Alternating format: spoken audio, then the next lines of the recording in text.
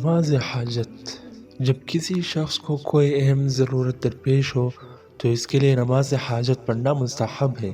حضرت عبداللہ بن اوفی رضی اللہ تعالیٰ عنہ فرماتے ہیں کہ نبی اکرم صلی اللہ علیہ وسلم نے ارشاد فرمایا کہ جس شخص کو اللہ تعالیٰ سے کوئی ضرورت مانگنی ہو یا کسی آدمی سے اس کی کوئی ضرورت وابستہ ہو تو اس کو چاہیے کہ اچھی طرح وضو کرے، پھر 2 رکعت نماز پڑھے۔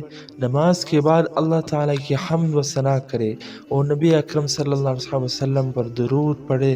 بعد اذان یہ دعا مانگیے: بسم اللہ الرحمن الرحیم، لا الہ الا اللہ الحلیم الکریم، سبحان اللہ رب العرش العظیم، الحمد للہ رب العالمین، اسألک موجبات رحمتک وعزائم مغفرتک والغنیمة من كل بر والسلامة من كل إثم، لا تدع لي ذنبا إلا غفرته ولا هما إلا فرجته ولا حاجة هي لك رضيا إلا قضيتها يا أرحم الراحمين۔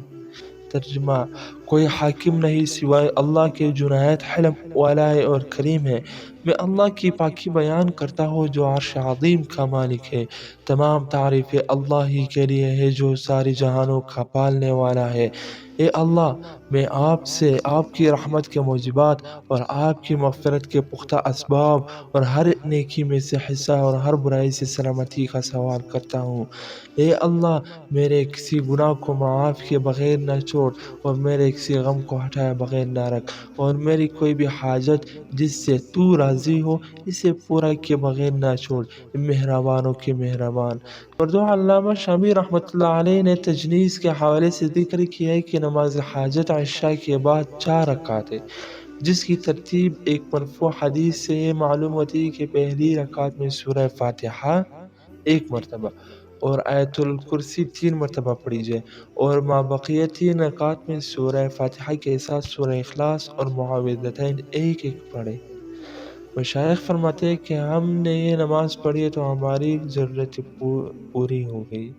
بس خلاصہ کلام یہ ہے کہ اگر کسی کو نماز حاجت پڑھنی ہے تو اچھی طریقے سے وضو کرے، پھر اس کے بعد 2 رکعت نفل یا 2 رکعت صلاۃ الحاجت کی نیت سے پڑھے۔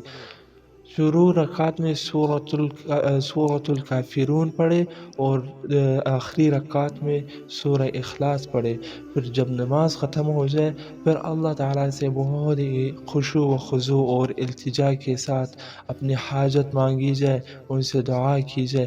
اگر 1 مرتبہ نہ پوری ہو جائے اپنی حاجت پھر 2 رکعت پڑھے، اگر پھر بھی نہ ہو پھر 2 رکعت، یہاں تک کہ پڑھتے رہے کہ اپنی حاجت پوری ہو جائے اللہ تعالیٰ سے۔